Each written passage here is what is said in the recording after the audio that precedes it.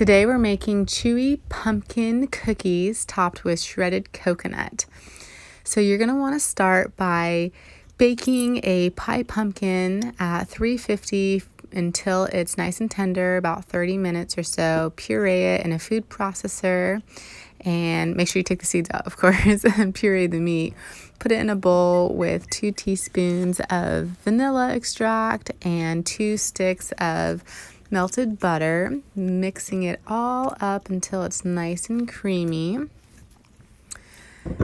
This is a fun way to mix up your Thanksgiving routine if you normally make pumpkin pie, or if you're going to a friend's house and you don't want to make a whole pie. Cookies are a fun way to share all the love of pumpkin this season. Go ahead and add a couple eggs. Bonus points if you're using local eggs from a friend. Give it a good stir. Next, we're going to get a separate bowl and we're going to get our dry ingredients together. So you want 4 cups of gluten-free flour. Sift it into your bowl. Once you've gotten your flour sifted, go ahead and grab your baking powder. We're going to do altogether about 4 teaspoons of your baking powder. They get really fluffy this way. You also want to add 2 teaspoons of baking soda, 1 teaspoon of salt, and the special addition here is our cacao pumpkin spice shroomed blend. It's cacao with 14 medicinal mushrooms plus herbs that taste like pumpkin spice. So it's going to really kick up the flavor of your cookies, and you're getting a bunch of health benefits from those functional mushrooms, which is always an added bonus.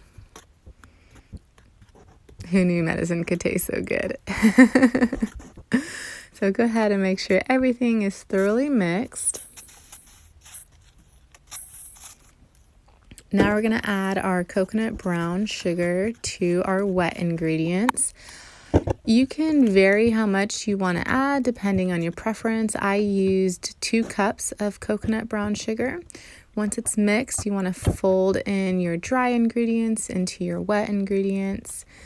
This is going to be a sticky dough. Just a fair warning, you will get messy. This is so fun to do if you have kids though.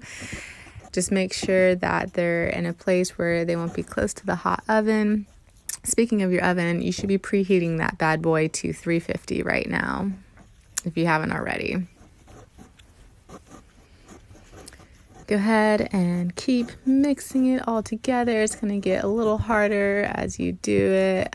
Really important to make sure you lift the dough from the bottom. I found that there's a lot of flour at the bottom, as you can see here. You just got to mix it in well.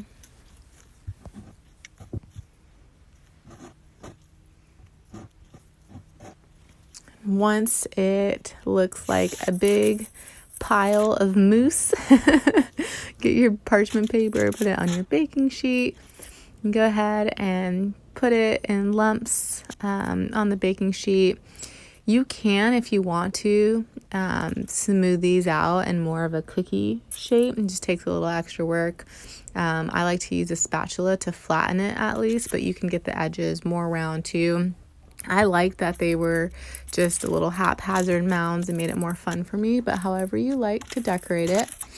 Originally, I was going to douse these in powdered sugar, but I had a moment. I was like, oh no, honey, we need to be clean all the way around. So we used shredded coconut, and we just put these bad boys in the oven at 350, and voila.